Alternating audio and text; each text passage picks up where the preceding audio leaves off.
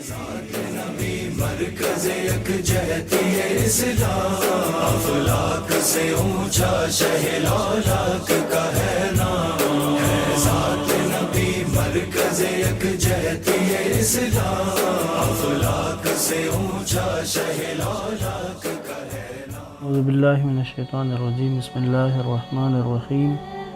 الحمدللہ رب العالمین،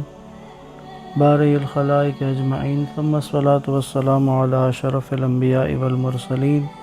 حبیبنا و حبیب الہ العالمین، الذی سمی فی السماء احمد وفی الارضین بابی القاسم محمد صلی اللہ علیہ وآلہ وسلم وعلی آلہ الطیبین الطاہرین المعصومین ولعنۃ الدائم علی اعدائہم اجمعین من یوم عداوتہم الی قیام یوم الدین۔ السلام علیکم ورحمۃ اللہ وبرکاتہ۔ سیرت النبی آڈیو سیریز کی قسط نمبر 64 میں خوش آمدید۔ رسول گرامی قدر صلی اللہ علیہ وآلہ وسلم کے اعلان نبوت سے لے کر ہجرت تک کے واقعات کو آپ کی خدمت میں بیان کر رہا تھا۔ گزشتہ قسط میں آپ کی خدمت میں طائف میں جو واقعات پیش آئے وہ آپ کی خدمت میں عرض کیے۔ آغاز کرتے ہیں طائف کے بعد کے حالات میں۔ تو طائف سے مکہ کی طرف جب آپ تشریف لائے تو روایت میں آتا ہے کہ مقام نخلہ میں تھے، تو رات کے وقت میں آپ نماز پڑھنے لگے تو آپ کے پاس سے جنوں کی ایک جماعت گزری جس کا ذکر خداوند تبارک و تعالی نے قرآن مجید میں فرمایا ہے، اور یہ ان کے بارے میں جو آتا ہے کہ یہ کہتے ہیں نصیبین کا علاقہ جو شام کی طرف کا علاقہ بنتا ہے، وہاں کے رہنے والے یہ جن تھے، اور یہ 7 کے قریب ان کی تعداد تھی۔ تو وہ وہاں پر آئے اور آپ کی تلاوت سنتے رہے۔ تو یہ جب آپ نماز سے فارغ ہوئے تو وہ جن اپنی قوم کی طرف واپس ہوئے، اور اپنی قوم کو انہوں نے قرآن مجید کی ان آیات سے جو ان کو ہدایت ملی تو انہوں نے اپنی قوم کو تنبیہ کیا اور ایمان اختیار کیا انہوں نے خود، اور جو کہ انہوں نے اللہ کے نبی سے سنا تھا اسے قبول کر لیا۔ یہ واقعہ سورہ احقاف کی آیت نمبر 29 اور غالباً آیت نمبر 30 اس میں یہ موجود ہے، آیت نمبر 31 بھی ہے۔ تو میں وہ آیات آپ کی خدمت میں تلاوت کر رہا ہوں اور ان کا ترجمہ عرض کر رہا ہوں۔ بسم اللہ الرحمن الرحیم۔ وَإِذْ صَرَفْنَا إِلَيْكَ نَفَرًا مِّنَ الْجِنِّ يَسْتَمِعُونَ الْقُرْآنَ فَلَمَّا حَضَرُوهُ قَالُوا أَنصِتُوا فَلَمَّا قُضِيَ وَلَّوْا إِلَىٰ قَوْمِهِم مُّنذِرِينَ قَالُوا يَا قَوْمَنَا إِنَّا سَمِعْنَا كِتَابًا أُنزِلَ مِن بَعْدِ مُوسَىٰ مُصَدِّقًا لِّمَا بَيْنَ يَدَيْهِ يَهْدِي إِلَى الْحَقِّ وَإِلَىٰ طَرِيقٍ مُّسْتَقِيمٍ يَا قَوْمَنَا أُجِيبُوا دَاعِيَ اللَّهِ وَآمِنُوا بِهِ يَغْفِرْ لَكُم مِّن ذُنُوبِكُمْ وَيُجِرْكُم مِّنْ عَذَابٍ أَلِيمٍ وَمَن لَّا يُجِبْ دَاعِيَ اللَّهِ فَلَيْسَ بِمُعْجِزٍ فِي الْأَرْضِ وَلَيْسَ لَهُ مِن دُونِهِ أَوْلِيَاءُ أُولَٰئِكَ فِي ضَلَالٍ مُّبِينٍ۔ یہ سورہ مبارکہ احقاف کی آیات ہے۔ ترجمے کی طرف متوجہ ہوں گے۔ بسم اللہ الرحمن الرحیم۔ اور یاد کیجئے جب ہم نے جنات کے ایک گروہ کو آپ کی طرف متوجہ کیا تاکہ قرآن سنیں، پس جب وہ رسول اللہ کے پاس حاضر ہو گئے تو آپس میں کہنے لگے خاموش ہو جاؤ۔ جب تلاوت ختم ہو گئی تو وہ تنبیہ کرنے، ہدایت کرنے اپنی قوم کی طرف واپس لوٹ گئے۔ انہوں نے کہا اے ہماری قوم، ہم نے ایک کتاب سنی ہے جو موسیٰ کے بعد نازل کی گئی ہے، جو اپنے سے پہلی کتابوں کی تصدیق کرنے والی ہے، وہ حق اور راہ راست کی طرف ہدایت کرتی ہے۔ اے ہماری قوم، اللہ کی طرف بلانے والے کی دعوت قبول کرو اور اس پر ایمان لے آؤ، اگر تاکہ اللہ تمہارے گناہوں سے درگزر فرمائے گا اور تمہیں دردناک عذاب سے بچائے گا، اور جو اللہ کی طرف بلانے والے کی دعوت قبول نہیں کرتا وہ زمین میں اللہ کو عاجز نہیں کر سکے گا، اور اللہ کے سوا اس کا کوئی سرپرست بھی نہیں ہوگا، یہی لوگ کھلی گمراہی میں ہیں۔ یہاں پر یہ واقعہ اہم تھا، اور سورہ مبارکہ جن میں بھی جو اس کی شروع کی آیات ہیں وہ بھی اسی واقعے کے متعلق کہا جاتا ہے۔ رسول خدا صلی اللہ علیہ وآلہ وسلم واپس مکہ آ گئے، اور جہاں بھی جمع ہوتے لوگ موجود ہوتے تو آپ اپنی قوم کی ہدایت کے لیے ان کی طرف جاتے، ان کے پاس جاتے اور ان کو اللہ کی جانب بلاتے تھے، دعوت دیتے تھے، توحید کی طرف بلاتے تھے، انہیں آگاہ کرتے تھے۔ لیکن مخالفت بڑھ چکی تھی، اور حضرت ابو طالب اور حضرت خدیجہ کی وفات کے بعد سے رسول خدا صلی اللہ علیہ وآلہ وسلم کی مشکلات میں اضافہ ہو چکا تھا۔ ایک اہم موقع، چونکہ حج کا جو دستور تھا زمانہ جاہلیت میں بھی موجود تھا عربوں میں، ظاہر ہے اس کی شکل کافی بگڑ چکی تھی، لیکن حج کے موقع پر تمام عرب مکہ کی طرف آتے تھے اور خانہ کعبہ کے طواف اور حج کے اعمال کو بجا لانے کے لیے مکہ میں جمع ہوتے تھے۔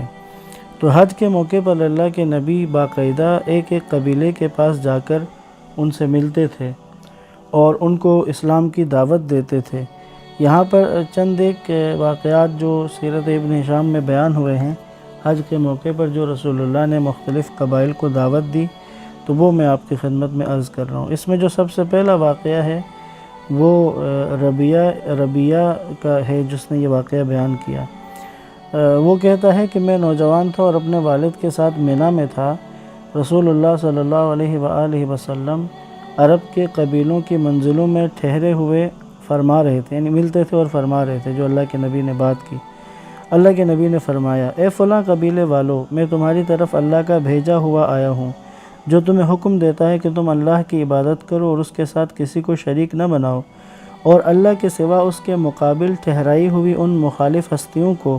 کہ جن کی تم پرستش کرتے ہو، ان کے لیے ٹھہرائے ہوئے عہدوں سے معزول کر دو، اور مجھ پر ایمان لاؤ اور مجھے سچا جانو، میری حفاظت کرو کہ اللہ نے جو چیزیں دے کر مجھے بھیجا ہے میں اسے صاف صاف بیان کروں۔ راوی کہتا ہے کہ جب آپ کے پیچھے ایک بھینگا سرخ و سفید شخص تھا جس کی 2 چوٹیاں تھیں اور مدنی چادریں زیب بدن تھیں۔ جب رسول اللہ صلی اللہ علیہ وآلہ وسلم اپنی باتیں اور تبلیغ ختم فرماتے تو وہ شخص آتا اور کہتا کہ فلاں قبیلے والوں، یہ شخص اس امر کی جانب تمہیں دعوت دیتا ہے کہ تم اپنی گردنوں سے لات و عزیٰ کے جوئے کو نکال پھینکو، اور بنی مالک ابن عقیش کے جن جو تمہارے حلیف ہیں ان سے الگ ہو جاؤ، اور جو بدعت و گمراہی یہ شخص لایا ہے اس کی طرف مائل ہو جاؤ، بس تم اس کی اطاعت نہ کرو اور اس کی کوئی بات نہ سنو۔ راوی نے کہا کہ میں نے اپنے والد سے پوچھا کہ بابا جان یہ کون ہے جو بعد میں جو رسول اللہ کے بعد آیا ہے اور جو رسول اللہ کی باتوں کی تردید کر رہا ہے؟ تو کہتے ہیں میرے والد نے مجھے بتایا کہ یہ جو کچھ کہہ رہا ہے، یہ جو شخص کے پیچھے پیچھے جا رہا ہے، یعنی جو بندہ اور رسول اللہ کی باتوں کی تردید کر رہا ہے، یہ شخص ان کے چچا ابو لہب عبد العزیٰ ابن عبد المطلب ہیں۔ یعنی ابو لہب پھر اس حج کے موقع پر جہاں رسول خدا قبائل کو جا کر دعوت دیتے تھے اسلام کی، تو وہاں جا کر پھر جو دعوت و تبلیغ اللہ کے نبی نے کی ہوتی تھی تو ان کو تردید کرتے تھے، رد کرتا تھا یہ کم بخت۔ ایک اور قبیلہ بنی کلب جو تھے، بنی کلب یا بنی کلاب، تو وہ بھی وہاں مینا میں موجود تھی۔ ابن ہشام کہتا ہے کہ اللہ کے نبی نے جا کر ان کو بھی دعوت دی اور رسول خدا نے انہیں دعوت دی، لیکن انہوں نے اسلام کی اس دعوت کو قبول نہیں کیا۔ اسی طرح بنی عامر کے بارے میں کہا جاتا ہے کہ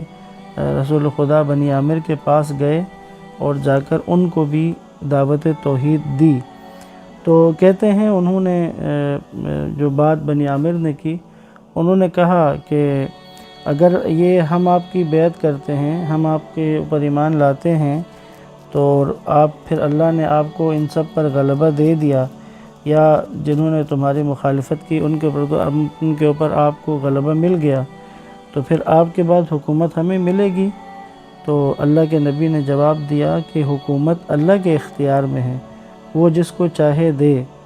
تو کہتے ہیں ان لوگوں نے پھر انکار کیا، یعنی وہ اس بات کے لالچ میں تھے۔ تو بنی عامر کے بارے میں ابن ہشام لکھتے ہیں کہ یہ لوگ جب واپس گئے اپنے قبیلے میں تو اپنے ایک بوڑھے کے پاس گئے جس کی عمر کافی بڑی تھی، تو اس نے پھر وہ جو ہر سال جاتے تھے تو اس کو حج کے واقعات بتاتے تھے، تو اسے جب حج کے واقعات میں سے بتایا کہ اس طرح سے ایک شخص نے آ کر ہمیں اپنی نبوت سے آگاہ کیا تھا، تو کہتے ہیں اس بوڑھے نے کہا کہ اب تک ایسا دعویٰ بنی اسماعیل میں سے کسی نے نہیں کیا ہے۔ یہ کہتے ہیں بلا شبہ وہ سچا ہے کہ تمہاری عقل کہاں چلی گئی تھی کہ کاش تم اس پر ایمان لے آتے۔ اسی طرح اسی دوران کا ایک واقعہ جو ہے وہ سوید بن صامت ہے۔ یہ اپنے قبیلے کا ایک نامور آدمی تھا، اور جہاں رسول خدا کو ظاہر ہے کہ قبائل کے افراد سے اور بالخصوص جو اپنے قبیلوں میں نامور افراد ہوں ان کو آپ دعوت دیتے تھے جا کر۔ تو سوید چونکہ اپنے قبیلے میں وہ شہرت رکھتا تھا، شاعر بھی تھا، تو رسول خدا صلی اللہ علیہ وآلہ وسلم کو جب اس کے آنے کی خبر سنی آپ نے حج کے موقع پر، تو آپ نے اس کی طرف توجہ فرمائی اور اس کو اسلام اور اللہ کی جانب دعوت دی۔ تو سوید نے آپ سے کہا کہ شاید آپ کے پاس کچھ ایسی چیزیں ہیں جو میرے پاس بھی ہیں۔ تو رسول اللہ صلی اللہ علیہ وآلہ وسلم نے فرمایا کہ وہ کیا چیز ہے جو تمہارے پاس ہے؟ تو اس نے کہا مجلہ لقمان، یعنی حکمت لقمان۔ تو رسول اللہ صلی اللہ علیہ وسلم نے فرمایا اسے میرے سامنے پیش کرو۔ تو اس نے آپ کے سامنے پیش کیا اور بیان کیا، تو بے شک اللہ کے نبی نے فرمایا کہ بے شک یہ کلام تو اچھا ہے، اور جو چیز میرے پاس ہے وہ اس سے بھی بہتر قرآن ہے جسے اللہ نے مجھ پر اتارا ہے، وہ سراپا نور ہے، ہدایت ہے۔ پھر رسول اللہ صلی اللہ علیہ وسلم نے اس کو قرآن پڑھ کر سنایا اور اسے اسلام کی دعوت دی، تو اس نے اس سے دوری اختیار نہیں کی اور کہا کہ بے شک یہ کلام خوب ہے۔ پھر آپ کے پاس سے لوٹ کر اپنی قوم کے پاس مدینہ پہنچا اور چند روز انہی میں رہا کہ اس کو بنی خزرج نے کہتے ہیں قتل کر دیا۔ تو اس کی قوم کے لوگ اس کے بارے میں کہتے ہیں کہ ہم تو اس کو اسلام کی حالت میں قتل ہوا سمجھتے ہیں۔ تو ایک یہ تھا سوید بن صامت کے جس نے قبول کیا تھا۔ اسی طرح انصار مدینہ کے وفد اور ان میں سے افراد کے آ کر اسلام قبول کرنے سے پہلے کے افراد میں سے ایک نام ایاس بن معاذ کا ہے۔ ایاس بن معاذ کے بارے میں کہا جاتا ہے کہ یہ ایک وفد تھا کہ جو اس میں سے قبیلہ اوس میں سے، اوس و خزرج دو قبیلے تھے، قبیلہ اوس میں سے تھے، اور یہ لوگ اکٹھے ہو کر آئے تھے، تو انہی میں ایاس بن معاذ بھی شامل تھا۔ تو یہ لوگ بنی خزرج کے خلاف قریش کے ساتھ عہد و پیمان کرنے کے لیے آئے تھے۔ رسول خدا صلی اللہ علیہ وآلہ وسلم کو جب ان کی آمد کی خبر ملی تو آپ ان کے پاس تشریف لے گئے اور ان کے ساتھ بیٹھ گئے اور ان سے فرمایا کہ جس بات کے لیے تم آئے ہو کیا اس سے بہتر کسی چیز کی تمہیں توفیق ہے؟ کہتے ہیں انہوں نے پوچھا کس چیز کی؟ تو رسول خدا نے ان سے کہا میں اللہ کا رسول ہوں، اس نے مجھے بندوں کی جانب بھیجا ہے کہ اس امر کی جانب بلاؤں کہ وہ اللہ کی عبادت کریں اور اس کے ساتھ کسی کو شریک نہ کریں، اور اس نے مجھ پر کتاب بھی اتاری ہے۔ تو یہاں پر پھر آپ نے ان سے اسلام کا ذکر فرمایا اور انہیں قرآن پڑھ کر سنایا۔ جب آپ نے بات کی تو راوی کہتا ہے تو ایاس بن معاذ نے جو کم سن تھا نسبتاً، یعنی اس وفد کے حساب سے جوان تھا، تو اس نے کہا کہ اے قوم واللہ یہ تو اس سے بہتر ہے جس کے لیے تم آئے ہو۔ تو وہاں پر جو ان کا بڑا تھا ابو الحسیسر، تو اس نے یہ سن کر کہتے ہیں ندی کی مٹی ہاتھوں میں بھر کر ایاس کے منہ پر دے ماری اور کہا ہمارے پاس سے نکل جاؤ، میں اپنی جان کی قسم کھاتا ہوں کہ ہم اس کے سوا کسی اور چیز کے لیے آئے تھے۔ تو کہا جاتا ہے کہ ایاس خاموش ہو گئے اور رسول اللہ ان کے پاس سے اٹھ کھڑے ہوئے اور وہ لوگ مدینہ کی جانب لوٹ گئے۔ اس کے بعد جب اوس و خزرج کے درمیان جنگ بعث ہوئی تو کہتے ہیں کہ چند روز نہیں گزرے تھے تو ایاس بن معاذ کا انتقال ہو گیا۔ تو کہتے ہیں کہ جو اس کی وفات کے وقت جو شخص اس کے پاس تھا تو وہ اس کی زبان سے مسلسل لا الہ الا اللہ، اللہ اکبر اور الحمدللہ یہ الفاظ اس نے سنے۔ تو نسبتاً رسول خدا کی محفل میں اس طرح سے قبول کرنا اور اپنی قوم کو دعوت دینا اس سے بھی ثابت ہوتا ہے کہ یقیناً اس کے دل نے قبول کر لیا ہوگا اسلام۔ تو انشاءاللہ یہاں سے آگے انصار کے اسلام قبول کرنے کے واقعات ہیں، تو وہ کل اگلی گفتگو میں آپ کی خدمت میں عرض کروں گا۔ والسلام علیکم ورحمۃ اللہ وبرکاتہ۔